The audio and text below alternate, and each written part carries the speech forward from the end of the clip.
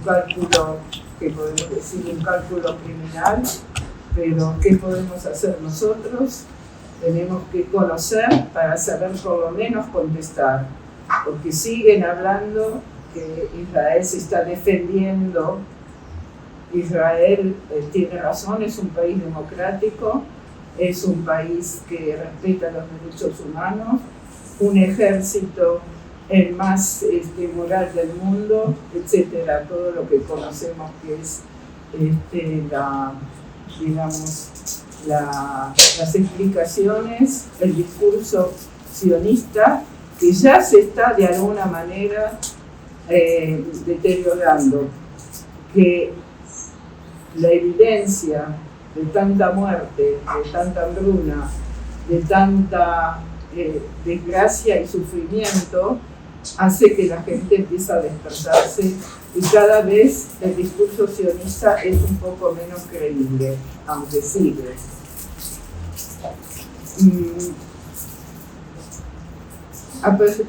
Hablando de la película, también voy a hacer una referencia personal que tiene que ver con la película. Yo nací en un hogar judío, de judíos de Europa del Este. Mi padre fue un combatiente contra el nazismo. Los dos fueron, bueno, sobre todo mi padre fue un combatiente, mi madre fue refugiada en Uzbekistán, digamos que ella vivía en Lituania, estaba todo eso, era la Unión Soviética, y los judíos que pudieron escaparse los recibieron muy bien en los países musulmanes de la Unión Soviética.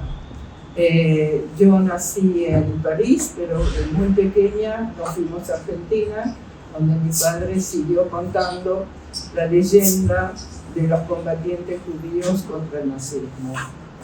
Pero me mandaron a una escuela judía, que querían que evidentemente sepa lo que es la cultura judía, la historia judía, el sionista, y ahí, digamos, como nos educaban, era sobre Israel. O sea, nosotros vivíamos en Argentina, pero nos decían que vivimos en Argentina de paso.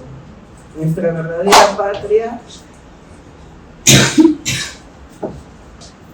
gracias, es Palestina, perdón, es Israel.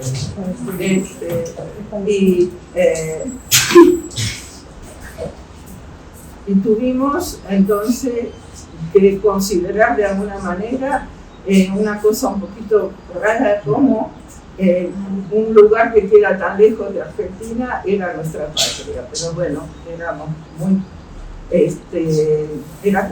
jóvenes, niñas y jóvenes, y nos preguntábamos quién vivía en ese país antes que llegaran los judíos.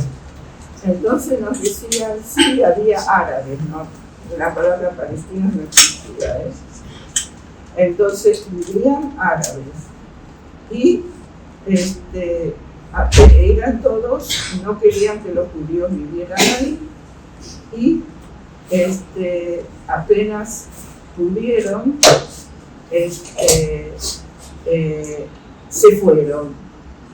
se fueron porque no querían vivir con los judíos. Eso fue el relato que teníamos y que, digamos, los sionistas hasta el día de hoy lo usan, diciendo que fueron los palestinos los que, digamos, se expulsaron ellos mismos. Difícil de creer, ¿no? Que tanta gente se expulsa ella misma. Pero era porque no querían, no porque vino un ejército, ni siquiera decían que porque había un ejército que nos expulsaba o que estaba ahí, tenían miedo del ejército. No, se fueron porque no querían vivir con los judíos. Bueno, hasta que justamente uno empieza ya más de adulta, empieza uno a leer la historia y ve que la cosa fue completamente diferente. Y justamente esta película va a hablar de eso, de cómo no fue una expulsión, fue bien otra cosa. Y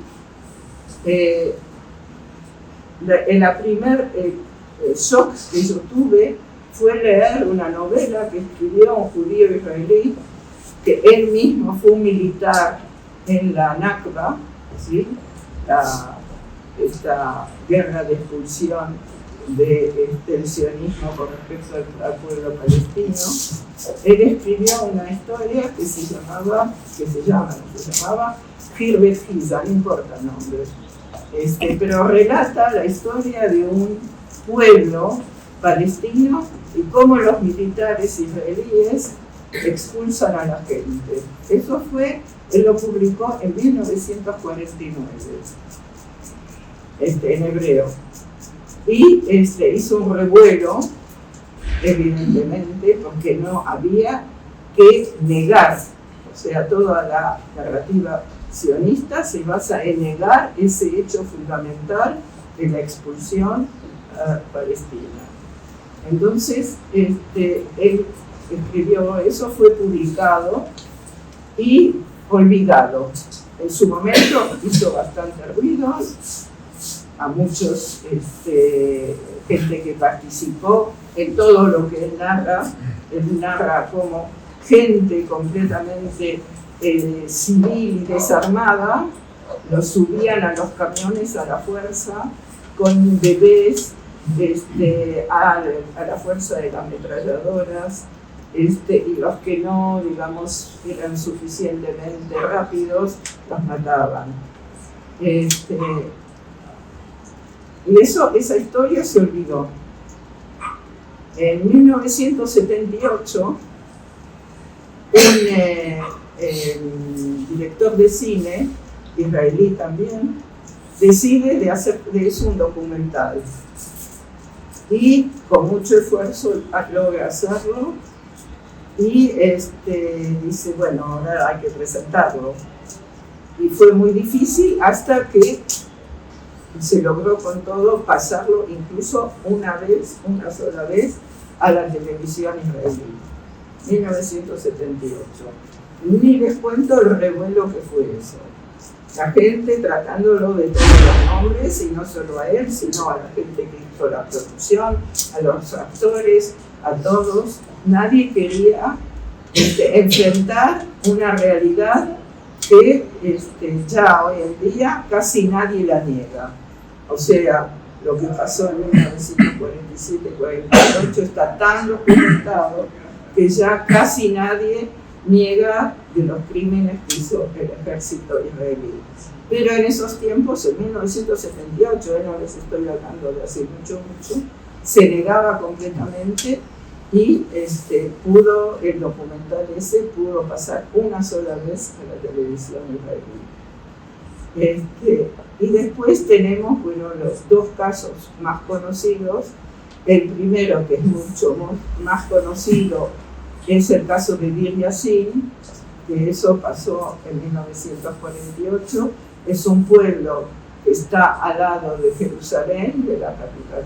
Es una parte de Jerusalén, es un barrio, pero no se podía negar tanto como el anterior, el de Hirbet Giza, porque todavía hay, digamos, algunos resabios de ese lugar. O sea, se ve que son palestinos,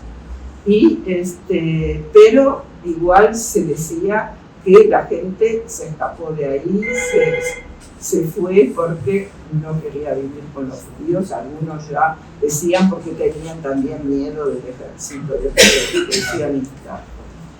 El caso de Bir Yassin, que fue terrible, fue digamos, un crimen atroz, que mataron a casi todo el pueblo, la aldea esa, violando a las mujeres, robando todo, porque el ejército sionista, que todavía no iba a Israel porque es 47, entraba en los pueblos, hacían todos los destrozos y además robaban todo lo que les gustaba. Porque claro, como expulsaban a la gente, igual para que la gente no tenga uno donde volver y robar todo lo que les apetecía. Y el otro caso es el de Tantura, que vamos a ver en la película, que también hubo unos crímenes atroces y eso también fue completamente negado. Hasta que hubo, bueno, la película le van a dar todos los detalles, así que lo digo en unas palabras nomás.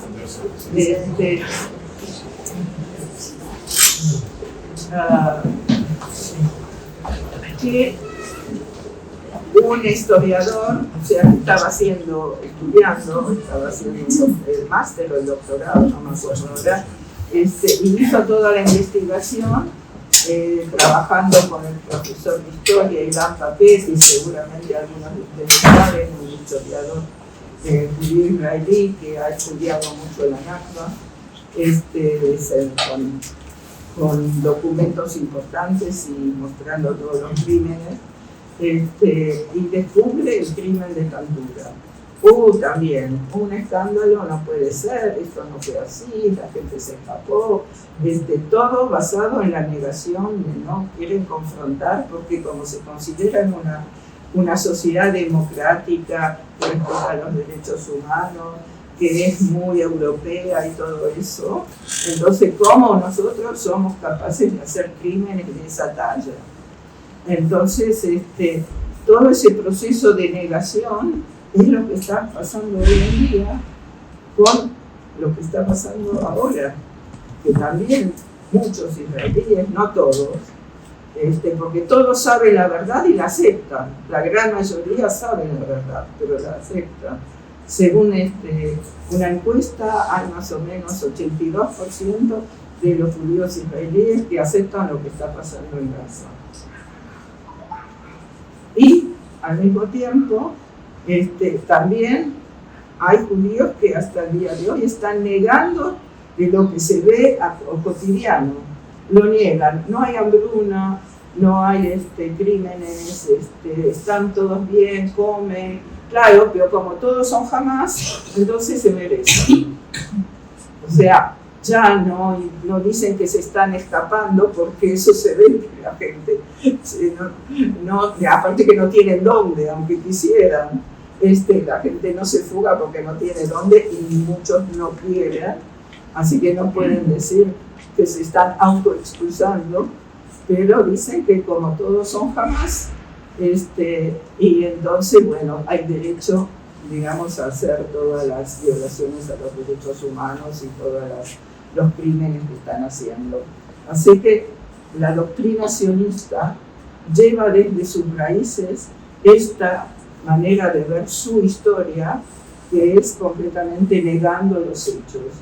Y lo triste para el día de hoy es que incluso hoy en día el Hasbara, que es el cuerpo de propaganda del régimen israelí, dispersa noticias que no hay hambruna, que no se cometen crímenes, y todavía en Occidente muchos lo están repitiendo, como cuando nosotros éramos pequeños en Argentina, el discurso occidental también reinaba. O sea, no sabíamos ahí hasta cuando fuimos bastante ya grandes de lo que pasó en Palestina en el 47-48.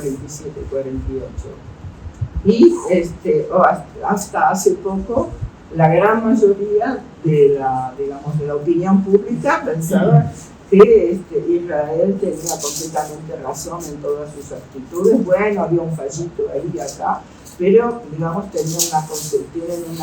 el ángulo de ataque de Israel es completamente defendible, porque se defienden contra una masa de árabes que todos los odian. Pero cuando uno va y se acerca a la historia, ve que las cosas son incluso un poco muy diferentes, porque cuando los judíos llegaron antes del 47-48, como llegaban muchos perseguidos por los nazis, los recibieron muy bien en Palestina. Los recibieron como refugiados, hasta que empezó el proyecto sionista, o sea, de hacer una patria para los judíos. Cuando ese proyecto empezó a ser muy evidente, ya empezó a haber, por supuesto, problemas con el pueblo nativo, normal, cuando se dieron cuenta que lo que quieren no es solo refugiarse, sino hacer una nación ahí, en el lugar de los palestinos. Ahí está la cosa, que empezaron entonces los palestinos a entender que aquí no se trata solo de refugiados. Entonces lo que estamos hasta el día de hoy, que todavía gente que tiene poder, porque si no tuvieran poder y son algunos fachas locos ahí andando y creyendo de que Israel tiene derecho a defenderse, bueno, no nos importa. El problema es que la gente que decide en este mundo tiene todavía el tupé, no tiene vergüenza de seguir machacando con la cuestión de que los judíos son una víctima histórica, entonces hay que tener de alguna manera contemplación con su situación y no considerarlos realmente colonialistas normales, que están realmente lo único, digamos, propósito finalmente que tiene el régimen sionista y la doctrina sionista es de echar a todo palestino que viva allí, incluso los que tienen ciudadanía israelí, y apropiarse de todo el territorio, y no solo del territorio de los palestinos, sino también de territorios colindantes, porque así creen que van a tener esa seguridad tan anhelada, cuando la seguridad es completamente otra, es dejar de ser supremacista y colonialista y de vivir en un país que ya suficientemente que no te echan, es vivir y tener los mismos derechos que el pueblo que nació ahí y que en los últimos siglos ha vivido ahí y que es su patria. Gracias.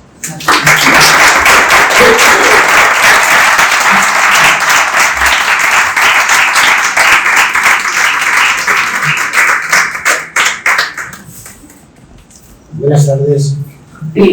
Gracias por la invitación y gracias por haber acudido para escucharnos. Esta es la tercera vez que vengo a esta tierra a explicar más o menos episodios de lo que está pasando desde hace 2 años. No quiero remontar a la historia, como dijo la compañera Lubiera, puesto que la historia requiere horas y horas, por decir, seminarios enteros, y aún así podríamos perdernos en el camino de la explicación.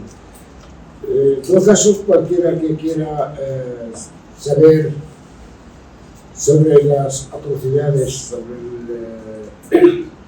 la política de terror que aplicó lo que se llama el Estado de Israel, hay historiadores israelíes ya sospechosos de ser palestinos, son muchos, como Ilan Pape, como Rael Shahak, entre otros, Chomsky, todos ellos judíos, antisionistas sin lugar a duda. En un momento dado algunos han sido sionistas hasta que descubrieron la realidad. Y hay un libro famoso de Ilan Pape, que ahora es profesor de historia en Londres, el Expo, es la limpieza étnica en Palestina. Si yo quisiera ahora hacer un listado de las matanzas que ha hecho el llamado Estado de Israel para con los palestinos, no terminamos ni en 2 días. El otro día en Madrid, tanto los profesores y catedráticos de universidad que se encerraron durante una semana en el Bellas Artes de Madrid, empezaron a leer los nombres de 18.500 niños asesinados durante estos 2 años en Gaza. Y lo mismo lo hicieron los actores y artistas a la semana siguiente. El número de 18.500 son los números que han podido recoger con nombres y apellidos. Sin embargo, el número de niños asesinados durante estos 2 años supera el doble. Estamos hablando hoy de más de 110.000 muertos, asesinados, de más de 250.000 heridos.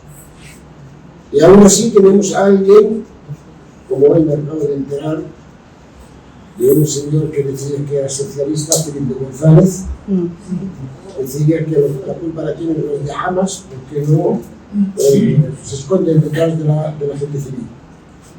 Imaginaos que una vez, cuando ETA hacía atentados en Madrid, en Las Vascas, se le ocurre al gobierno central coger los aviones y bombardea Bilbao, San Sebastián, bajo la excusa de que todos usan etarras con etarras. Esto es lo que realmente está haciendo el Estado. ¿Qué es lo que ha hecho el 7 de octubre? ¿Qué hay de verdad y qué hay de mentira en esto? El 7 de octubre ha sido la respuesta escasa de una atrocidad continuada en el tiempo. Los palestinos están sometidos no solo al asesinato y a los crímenes. La franja de Gaza, si queremos tomar el ejemplo de Gaza, 17 años, desde el 2005 hasta el 2023, ha sido sometida al cierre, a la sanción por tierra, mar y aire. No basta con esto, sino el Estado de Israel, el llamado Estado de Israel, la entidad sionista, cometió desde el 2002 hasta el 2023 nada más, nada menos que 7 matanzas sonadas. En 2002 hicieron una matanza matando una familia entera de 80 miembros que estaban bañándose en el mar. Y tuvimos que hacer una querella ante la Audiencia Nacional en España, puesto que España es uno de los firmantes del Tratado de Roma, de la Corte Penal Internacional. La Corte Penal Internacional establece que en casos de lesa humanidad, crímenes de guerra, exterminio, los Estados tienen la responsabilidad de corresponder a las denuncias que se puedan llevar a cabo. Tienen facultad para juzgar. Y máxime cuando se trata de hijos o familiares de las víctimas. Tuvimos que traer los nombres y apellidos, el día, etcétera, etcétera, documentado para presentar una querella en nombre de los familiares que son ciudadanos españoles de origen palestino y presentamos la querella ante la Audiencia Nacional. Es el poder de Israel, de la entidad sionista y la complicidad que tuvieron que modificar el Código Penal para que no sea juzgado y archivar el caso. Después, el 2008, 2009, 2012, 2014, 2018 y 2021. Matanzas sonadas también, donde mataron en cada caso cerca de 2.000 muertos y heridos. Y la comunidad internacional no respondía. El 7 de octubre de repente aparece Hamas como ser culpable de absolutamente todo lo que realmente está pasando. Hamas es una organización político-militar que forma parte de la resistencia palestina que lucha por los derechos inalienables del pueblo palestino. Al igual que la Al-Fatah, el Frente del Golán, el Frente Democrático y las demás organizaciones. Hamas es una organización de carácter islámico, sin lugar a duda. Su doctrina ideológica es islámica. Yihad islámica lo mismo. Yo soy marxista y comparto con ellos la resistencia. No fue Hamas la que realmente hizo la acción. La hizo la resistencia palestina. ¿Por qué? Ante el silencio y la complicidad. Y máxime cuando el derecho internacional Yo estoy hablando del derecho internacional. Ya no estoy hablando del derecho natural. El derecho nacional establece el derecho de cualquier pueblo sometido a la ocupación y al exterminio, no solo la persecución y la injusticia, que tiene el derecho a defenderse, a resistir, inclusive con la lucha armada. Esto es lo que ha hecho la resistencia palestina en ese tiempo. ¿Qué ha ocurrido desde entonces? ¿Qué es lo que ha cambiado el 7 de octubre? Primero es cierto, jamás había ganado las elecciones, digamos, políticas en el año 2005 dentro de un marco anormal donde no hay ni un solo pueblo que está sometido a la ocupación, celebra elecciones y tiene autoridad nacional palestina en Ramallah y ganan las elecciones y forman el gobierno. Nada más formar el gobierno les bloquea. ¿Por qué? Porque no comulga este gobierno con los principios de los acuerdos de Oslo, que han demostrado ser una trampa brutal. ¿Desde cuándo están los acuerdos de Oslo? Desde 1993. ¿Qué establecieron en aquel entonces?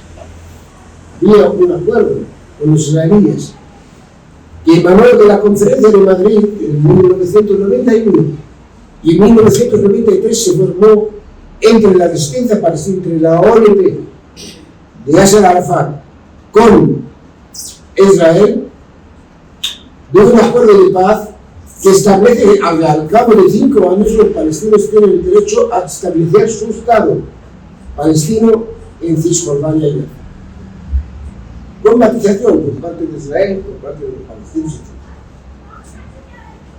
Hasta el día de hoy, y lejos de cumplir con este acuerdo, Israel aprovechó de los acuerdos de Oslo para imponer los hechos consumados de anexionar de forma progresiva los territorios palestinos del 67, Cisjordania y Gaza. Hasta el punto que el Knesset el otro día establece a prueba de que Cisjordania forma parte del Gran Israel. Y Gaza tenía que ser limpiado de los palestinos, de los 2.300.000, y Trump quiere convertirlo como si fuera un inmueble, a convertirlo en un territorio retirado por Estados Unidos para crear un Hong Kong en la Franja de Gaza. Es decir, no le importan los 2,5 millones. Incluso con un satélite diciendo que él está dispuesto a mandar barcos para llevar a los palestinos a otros sitios para que vivan de puta madre, con perdón. Esta es la realidad. ¿Qué es lo que ha conseguido el 7 de octubre? Esto.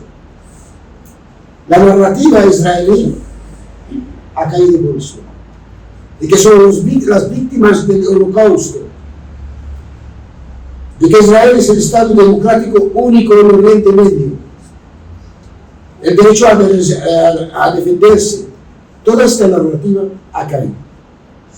Y esto es lo que explica esta brutalidad, esta desesperación que muestran los dirigentes israelíes.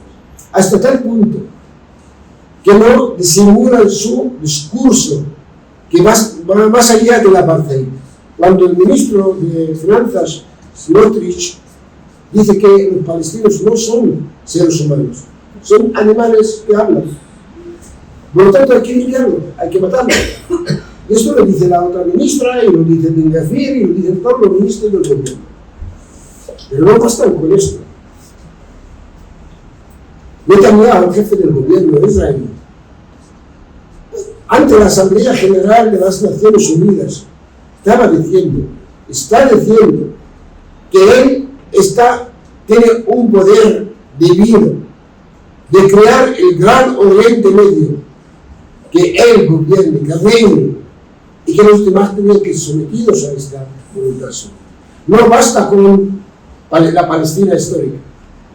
Quiere Siria, quiere el Líbano, quiere Egipto, el Sinai, hasta el Nilo, quiere parte de Irak hasta el Éufrates, quiere parte de Arabia Saudí. Y no solo esto, sino también los árabes, tendrán que indemnizar a los judíos de la historia, según ellos, según él, habían cometido injusticias contra los judíos.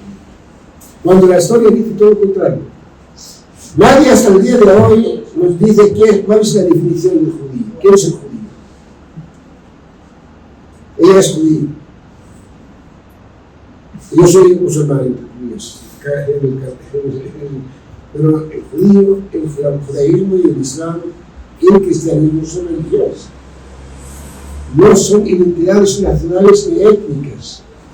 Ellos, el sionismo, que ha sido un proyecto colonial, ha nacido precisamente para colonizar. Y esto es lo que explica la complicidad de Occidente para con el Estado de Israel. Si el Estado de Israel fuera otra historia, sería igual que Ucrania. Dejamos a los 4 días, todo Occidente se ha puesto en contra de Rusia.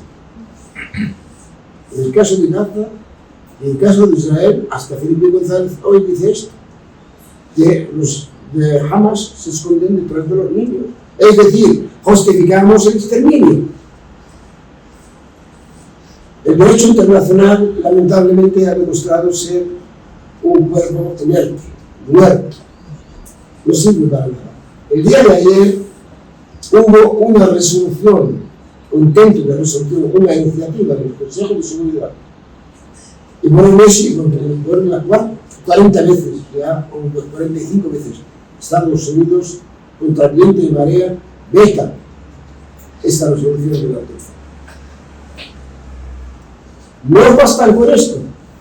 Negocian con Hamas, la que dice que es terrorista, y esto es siguiente también a Felipe González y a los suyos, les comulgan con él, negociaban con él en Qatar, un país minúsculo aliado de los Estados Unidos, donde están las bases más importantes de Estados Unidos en el mundo. Israel se atreve a bombardear un edificio con 15 aviones intentando matar a la cúpula política de Hamas, porque la que negociaba con los Estados Unidos era alto el fuego. Afortunadamente se salvaron. Es verdad que han muerto 35 personas, ellos guardaespaldas y el hijo del jefe de la delegación, pero la plana mayor de la división de Hamas estaba salva. Y nadie, absolutamente nadie, se escandaliza. Pero ¿por qué ocurre esto ahora? Israel no solo ha caído su narrativa, creo, espero que sea de forma reversible. Israel ha demostrado ser la base mimada delantera de Occidente, en lo militar y lo cultural inclusive. Y la caída de la entidad sionista significa el comienzo de la caída de la supremacía de Occidente sobre el resto de la humanidad, encabezados por el imperio norteamericano, que ha dado muestras de decadencia. Y eso es una realidad. Por mucho que digan, pese a su intento de simular, Estados Unidos ha protagonizado 58 guerras desde la caída del muro de Berlín en 1991 y ha fracasado en todos ellos, no sin causar más de 20 millones de muertes. Fragmentaron Yugoslavia, anexionaron todos los países miembros del Pacto de Varsovia, masacraron en Irak, en Afganistán, en Somalia, en Sudán. En América Latina la historia es larga. En África, desde Angola hasta Mozambique, hasta Zimbabue, hasta etcétera, etcétera. Afortunadamente, a pesar de todo esto, ha habido éxitos. Sudáfrica, el régimen del apartheid, desapareció. Y gracias a la solidaridad y la comprensión de la opinión pública internacional, entre otras, pero también por la lucha del pueblo sudafricano. El pueblo vietnamita en 1975 triunfó contra el imperialismo norteamericano. Y esto se ha convertido en complejo para el imperio.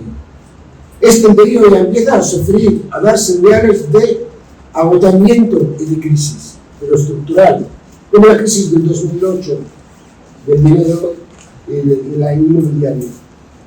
Han intentado resolverlo a costa de los sectores productivos reales, de la clase trabajadora, financiando, proyectando dinero a la banca, al sector especulativo de inmobiliario, etc., que ha repercutido en Europa, evidentemente, para que años después entramos en el COVID, que también han querido manipular y utilizar para deshacerse de la generación envejecida y a ver si con este ensayo podría reducir la población mundial. Pero tampoco la empresa. Ahora ellos sufren en Estados Unidos una serie de cosas que dieron lugar a que venga el señor Trump al poder en Estados Unidos. ¿Qué representa Trump? Representa el comienzo de esta crisis. Vino a decir: yo quiero retroceder de la globalización a la americanización, a costa de los demás, a costa de la OTAN, a costa de la ONU, a costa del orden internacional, a costa de la OMS, a costa de África, a costa de Asia, imponiendo sanciones a todos los países que no comulgan con él, aumentando las aranceles a los países, incluso aliados, obligando a sus aliados a que incrementen el gasto militar hasta el 5%, hasta la India le intentó imponer el 100% de aranceles. Todo esto, ¿de qué está a la desesperada? ¿Y quién es su salvador en esto? Es el Estado de Israel. Ahí se explica el por qué el Estado de Israel se siente ahora aparentemente impune, que puede hacer deshacer lo que le salga con perdón, lo que le salga. Bombardea el Líbano, bombardea Siria, desarma, digamos, bombardea el Qatar, etc. Pero aún así, la historia y la geografía son tenaces, demuestran todo lo contrario. El mundo está encaminado hacia el nuevo orden internacional donde estos no pintan nada. Esto hay que tenerlo en la cabeza. Y esto lo digo desde un punto de vista de optimismo, no de... sabemos que nos duele que mueran cada día más de 100 personas y más de 200 heridas, pero el mundo está encaminado de forma acelerada hacia el nuevo orden internacional, geopolítico, geoestratégico, multipolar.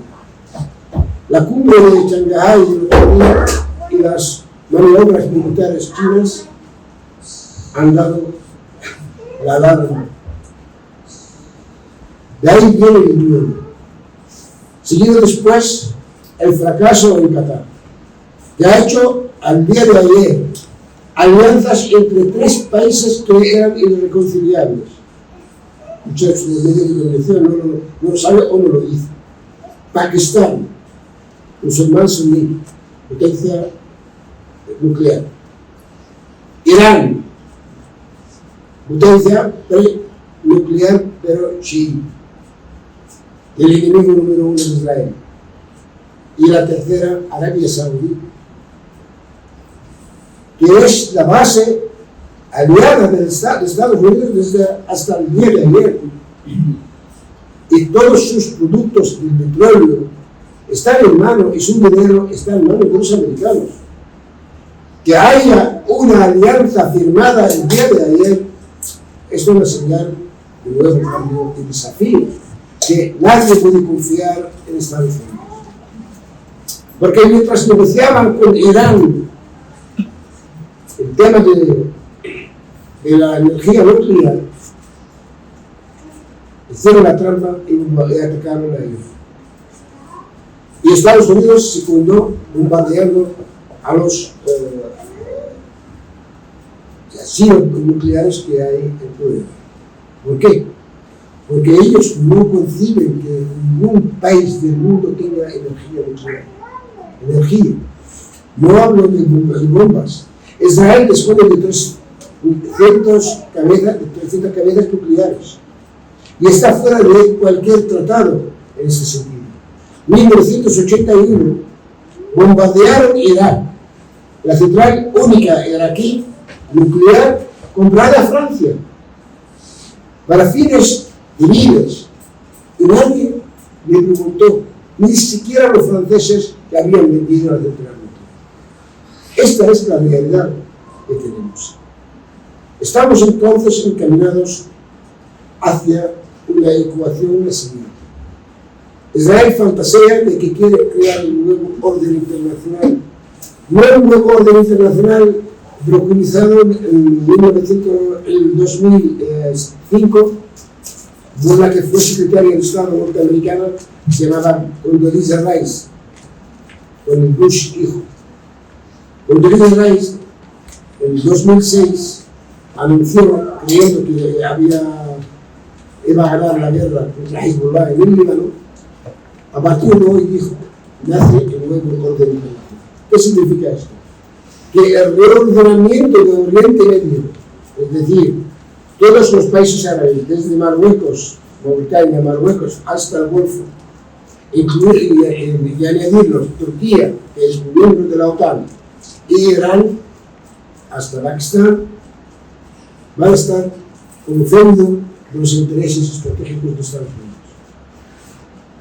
A través de compartir con, entre comillas, aliados en la región, como Arabia Saudí, como Kuwait, los países.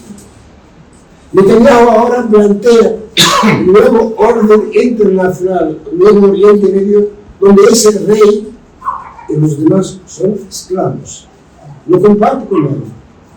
Frente a esta parte de la ecuación está la de la resistencia. La resistencia es una idea. Y si hay detrás de la idea gente con tenacidad y derecho y justicia, no hay quien le vence. No se trata de cuál es el equilibrio en lo militar. Que si tengo aviones y tú tienes aviones y yo tengo tal, tú tienes tal. No es así. La resistencia de los pueblos, nunca el pueblo británico ha llegado a tener armas para poder enfrentarse a Estados Unidos igual a igual. De hecho, murieron 4 millones y medio de británicas, pero Estados Unidos perdió 400.000, lo suficiente para que Estados Unidos pierda aquella guerra. Pasó lo mismo en Afganistán. Después de 20 años, tuvieron que salir, habéis visto cómo se colgaban en el avión antes para escaparse. Esta es la ecuación que nosotros creemos realmente. Pero añadir a todo esto 3 factores que yo siempre lo digo en las conferencias determinantes. El factor demográfico. Sabéis que las 4/5 partes de la humanidad está en el sur.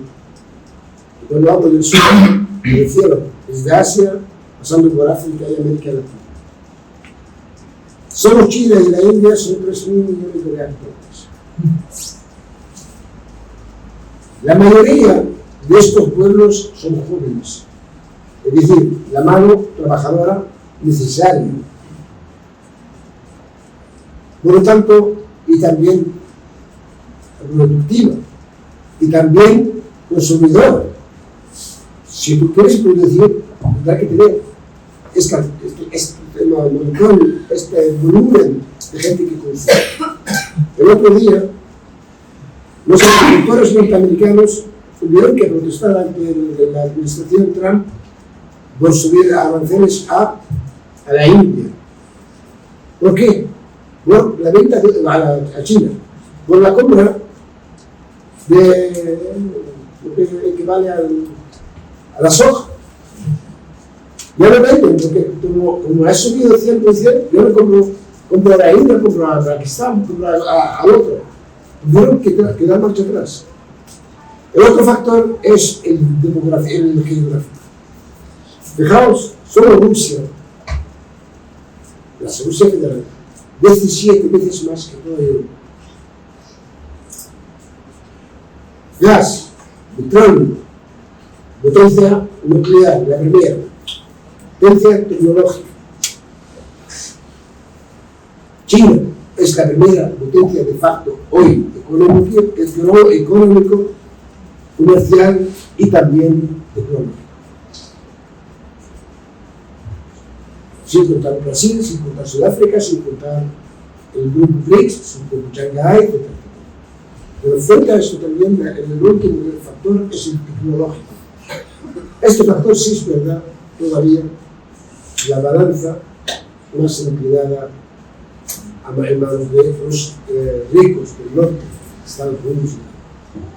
Pero date cuenta que la población europea y norteamericana es una nación envejecida, con todo respeto a todos nosotros que somos europeos.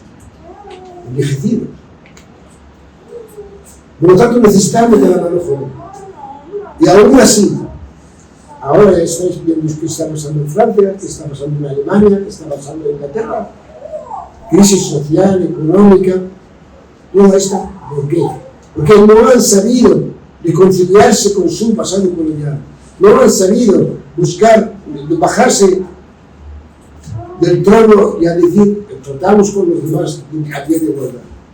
Esta arrogancia, este eurocentrismo, este imperialismo dominante que ellos son la comunidad internacional. Cuando hablan de la comunidad internacional, se refieren a ellos mismos, al 4. El otro día votaron 14 miembros del Consejo de Seguridad, que solo Estados Unidos votó en contra. Y aún así, piensan que ellos son la comunidad internacional. El otro día, 142 países votaron a favor del Estado palestino y solo 12 en contra y 10 abstenciones, 10 en contra, y siguen el sistema que ellos son la comunidad internacional. Esto lo que explica en gran parte el por qué están a la desesperada. Esto lo que explica el que han quedado al descubierto. Nunca han sido defensores ni de las libertades, ni de los derechos humanos, ni la igualdad. Esta es la realidad. Fijaos aquí, en España. El retroceso en la materia educativa, materia de vivienda, materia de sanidad. Y aún así siguen jactando de que ellos son libres, ellos tienen mayor conocimiento del mundo, ¿no? Esta es la arrogancia que les caracteriza. Por eso sí, yo quería lanzar y no quiero alargar más esta grito de esperanza, como siempre lo suelo hacer, que la victoria nuestra es cada vez más próxima. Pero nos va a costar todavía muchas vidas humanas. Muchas vidas humanas. Tenemos lo suficientemente fuerza para resistir. El mundo árabe solo son casi 500 millones de habitantes.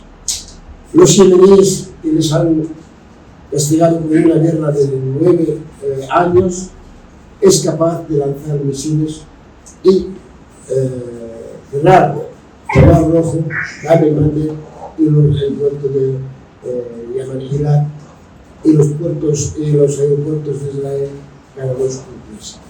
Esta es la realidad. Por lo tanto, nosotros tenemos motivo para creer y ser optimistas y creer que vamos a triunfar lo antes posible. Ojalá el día de mañana que nosotros triunfemos y esta oleada o ola de manifestaciones y de concentraciones y de querellas que se están llevando a lo largo y a lo ancho del mundo entero, en las universidades, en los hospitales, en el mundo educativo, inclusive en Estados Unidos. Sabéis que el 72% de los jóvenes norteamericanos hoy votan que Palestina es para los palestinos y que el Estado de Israel ha de disolverse. Esta es la realidad y por lo tanto os agradezco de nuevo haber asistido. Muchas gracias.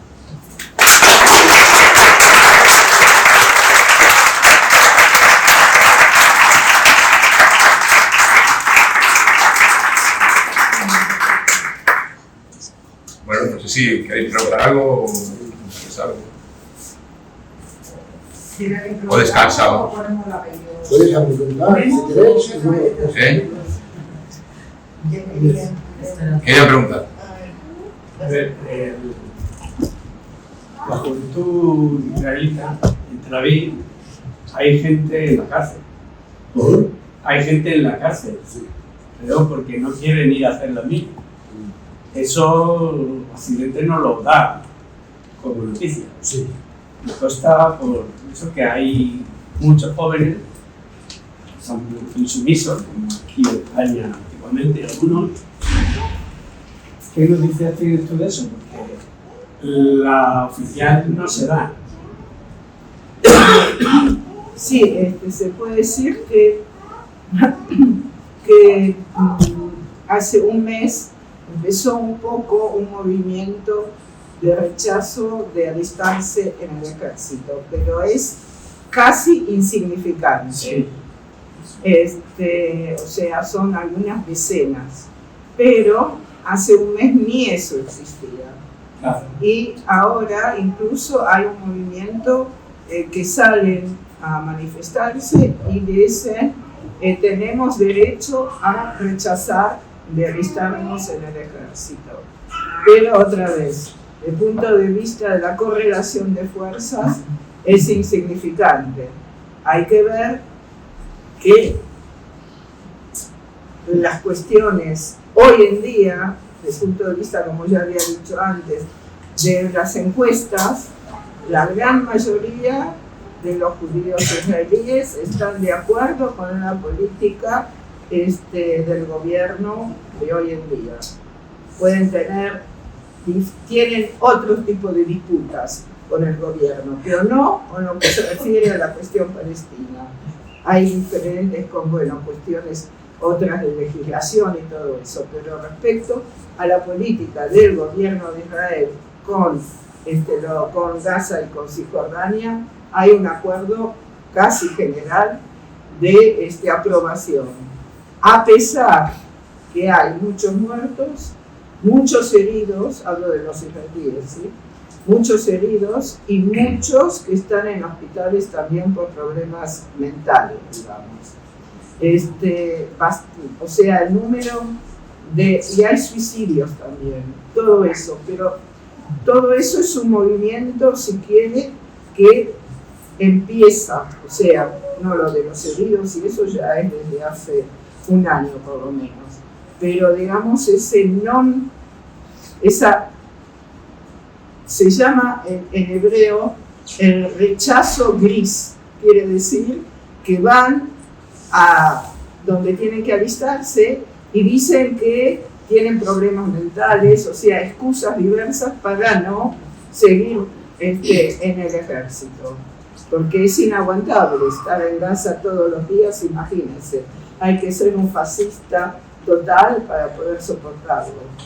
Estar destruyendo vidas humanas cada minuto y bueno, no solo vidas humanas, sino están derrumbando todo, en fin, es muy difícil, pero lo que tendríamos que, digamos, para mí o para otra gente que está mirando la sociedad israelí, sería muy interesante de ver los pilotos, porque la mayor destrucción son los pilotos, tanto en Palestina, o sea, en Gaza sobre todo, y en Yemen donde atacan, en Líbano donde atacan, en Siria.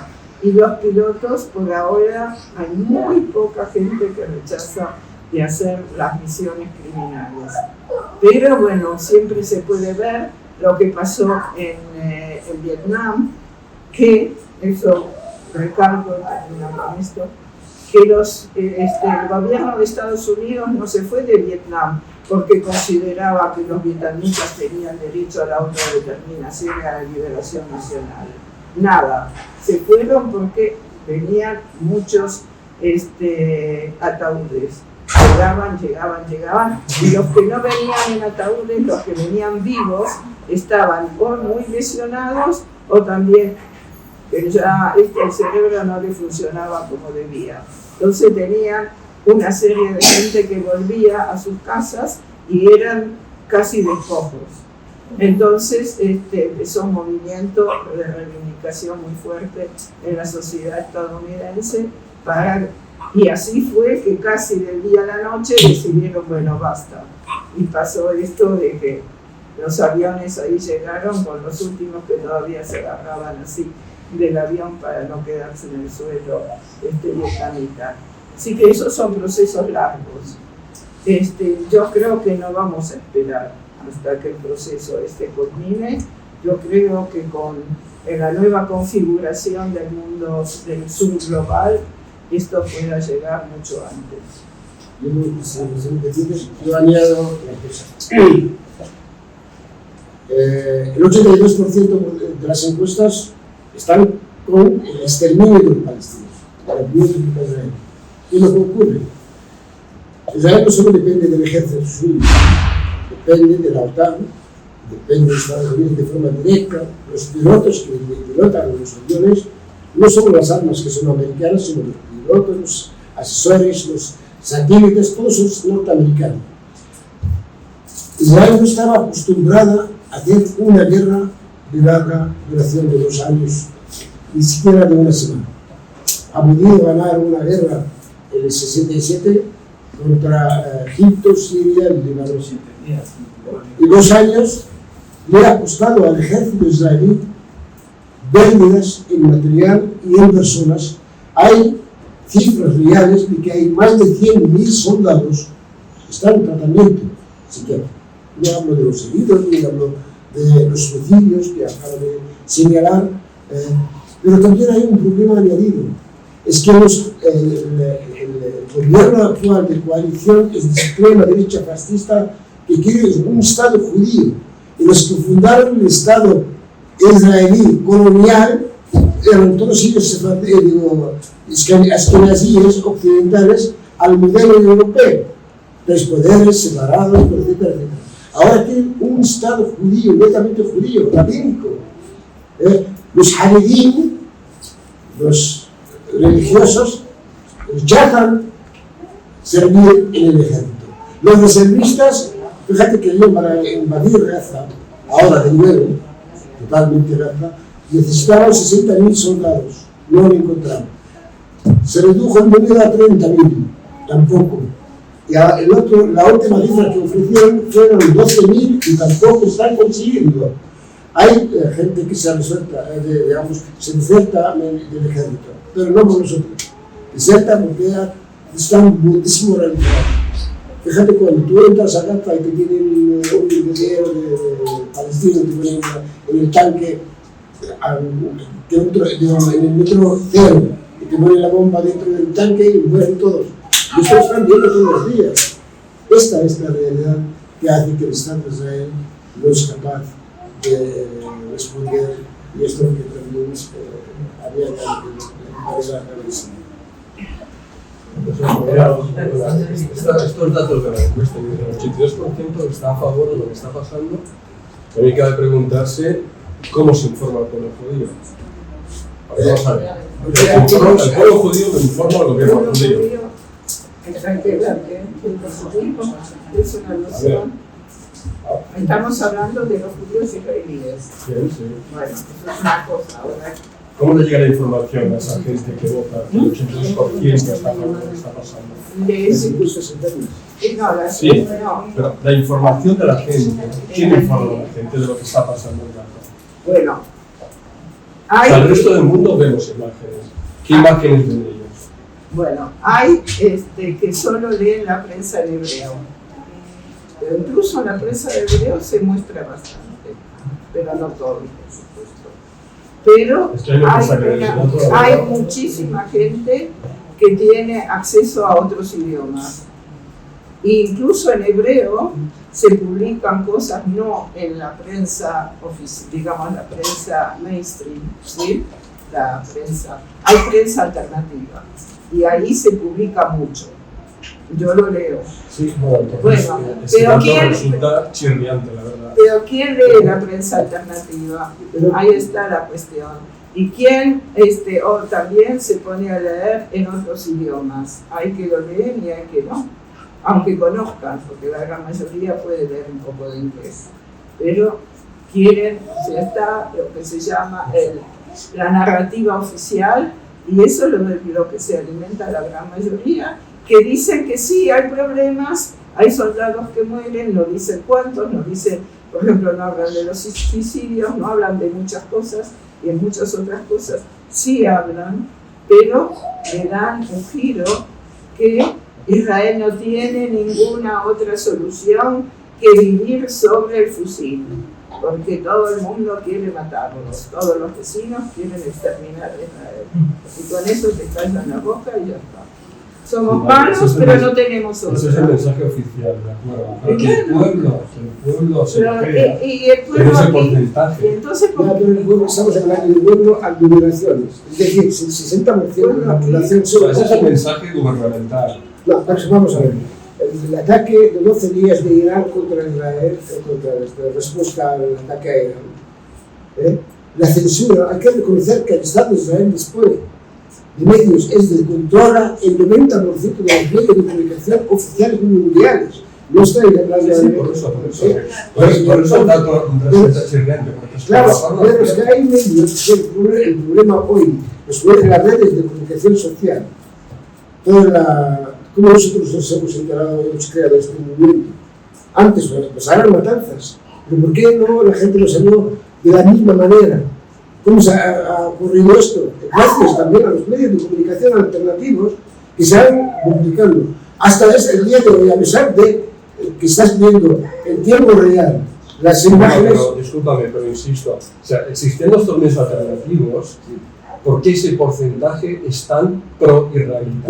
¿Y cuánta gente aquí en España lee medios en Israel? Bueno, afortunadamente, siendo así... En Israel dices, dentro de Israel. Sí. Digo, porque Israel es una ganancia íntegra, es decir, el que baja a Israel, tú te conviertes ahora a judío, te vienes de Brooklyn o de Madrid, y te vas a Israel, tienes el piso, tienes el dinero, aparte de los funcionarios.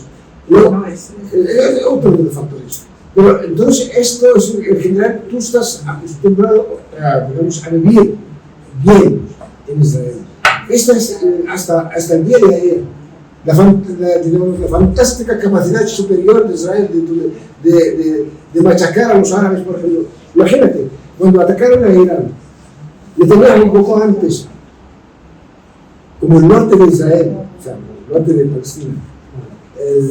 Toda la población realmente productiva, la élite de Israel, los intelectuales, los técnicos, etc., tuvieron que emigrar forzados.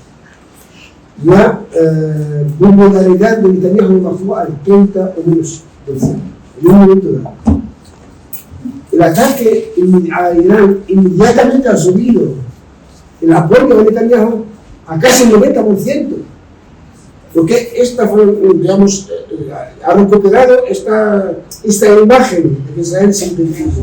Por ejemplo, las encuestas se pueden subir y bajar, pero también hay gente que está vinculada al Estado de Israel. No tienen por qué dónde ir. Por ejemplo, los judíos árabes.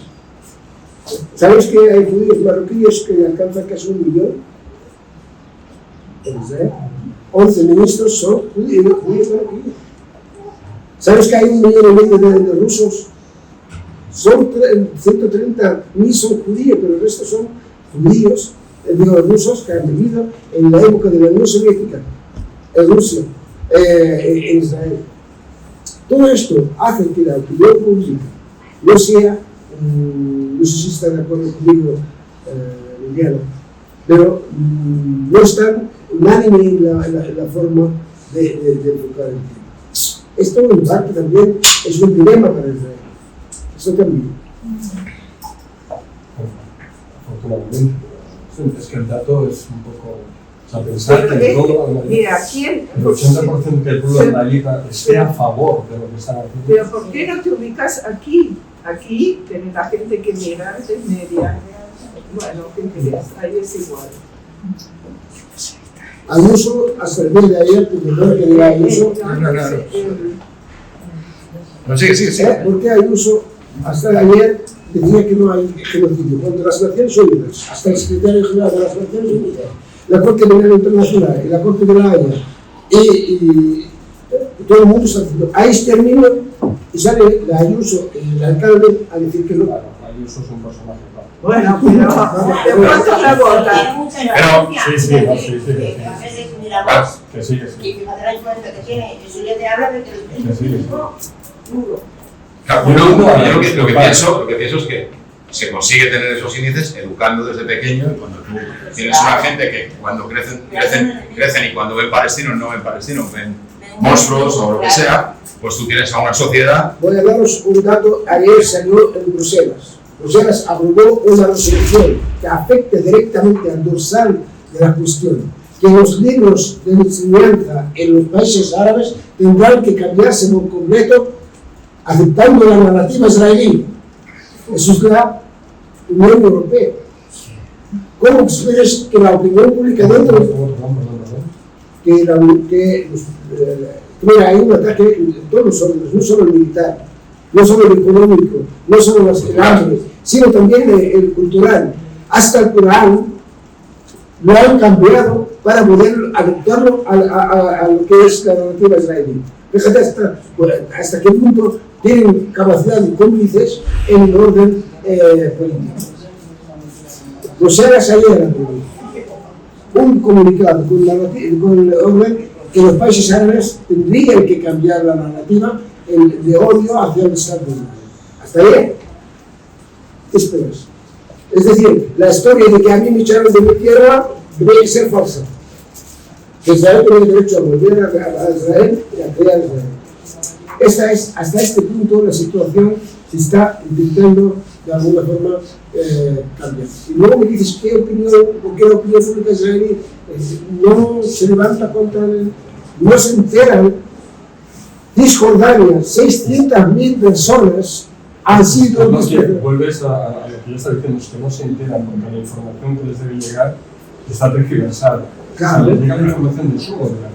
Y hay una parte que son fachas, importante. Es cuestión de información. A los poquitos meses, a partir del 7 de octubre, como sabemos todos aquí no empezó nada, a los pocos meses, yo lo vi, imagino que hay gente que está aquí también lo vería, un vídeo de un influencer israelí, un youtuber, estaba hablando con otro chico joven y decía, si yo pudiera esta noche apretar un botón y que mañana todos los palestinos hubieran desaparecido, muertos, no mandarlo por el aire al cielo derecho, y estuvieran todos muertos, dice, yo lo apretaría sin dudar. Dice, y el que fuera de aquí, en Israel, diga que él no lo haría, dice, lo dice con la boca pequeña, porque en la intimidad y en su casa dice, sí, yo también. Ese señor hablaba del tiempo. Y ese conocemos yo lo vi, me imagino que además lo la misma. Locos. Bueno. Sí, vamos a empezar la Bueno, sí, bueno, no sé si os parece que... ¿Cuántos palestinos pensáis que ahora mismo sobreviven en la franja? En la franja, mira, en Gaza hay cerca de 1.800.000 que están en Gaza, trasladándose del norte al sur y del sur al norte, y cada vez hay más muertos. El problema de Israel es que estos tan tenaces, ¿saben por qué son tan camisotas? Porque ellos, el 70% de ellos son, como yo, refugiados del 48. Y han sufrido el Nakba. Y entonces prefiero morir en mi tierra, entre los escombros, antes de que me trasladen y no se duermen. Esta es la realidad. Esa es una. En segundo lugar, hay resistencia. Una resistencia real. Ayer cargaron a 4 soldados y unos cuantos heridos, etc. Hasta en el Jordán. En Cisjordania, es que la gente habla de Gaza, pero no se habla de Cisjordania. 600.000 palestinos de los campos de refugiados han sido arrasados y trasladados a otros sitios. Cisjordania, donde hay Autoridad Nacional Palestina. ¿Vale? Han destruido cerca de 5.000 viviendas en cuestión de 2 meses. ¿Sabéis que hay 16.000 presos palestinos en las cárceles israelíes? Es que la gente no solo piensa solo en Gaza. Hay que ver esto. Y sin embargo, ¿sabe quién es el que dice? Cisjordania es nuestro. Los altos del Golán son nuestros. ¿Sabéis que los israelíes han llegado ya a 15 kilómetros de Damasco y pretenden crear asentamientos en el territorio sirio? Esta es la realidad. Otra, mentira. Es mentira. ¿Y cómo pueden permitirse el lujo de hacer así y declarar ante las Naciones Unidas? Netanyahu puso el mapa ante la Asamblea General de las Naciones Unidas. Dijo: a mí las Naciones Unidas me sudan. Me sudan, porque no me representa. Yo estoy por encima de la ley. Esto es lo que piensan. Que el proyecto israelí una unificación perfecta para poder competir con la Europa cristiana. Esta es el origen. Y va a haber una integración en el seno de las sociedades. Los ingleses los que pensaron en Israel, en Palestina. Ellos son los mismos que hicieron el canal de Suez. Ellos mismos que han fragmentado la India entre Pakistán. Todo esto para perdurar en el tiempo sus intereses estratégicos. ¿Qué es lo que ocurre? La nomenclatura en el Estado de Israel ha llegado a tal punto de fuerza en lo mediático, en lo de comunicación, en lo financiero. ¿Sabéis que el 90% de las agencias y medios mundiales están financiados por ellos? Por 8 en Estados Unidos, por la banca. Hasta el día de ayer, ayer, me llamaron de la COPA para decirme ¿y qué va a hacer Hamas? Te lo juro. Van a entregar a los rehenes. Van a entregar a los rehenes. ¿Y quién financia la COPA? Los obispos.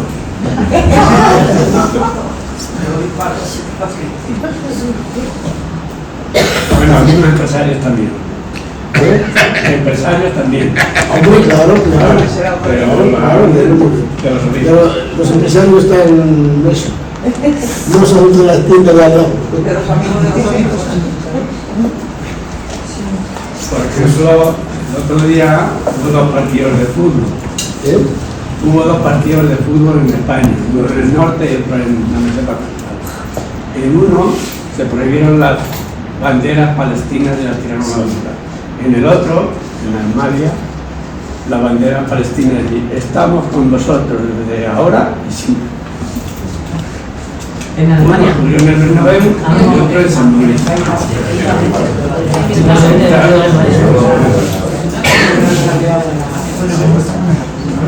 Bueno, pues si parece, vamos a ir cortando, si no podemos estar tarde. No. Que nada, muchas gracias a todos, muchas gracias a Roger y a Viviana. Y viva Palestina libre.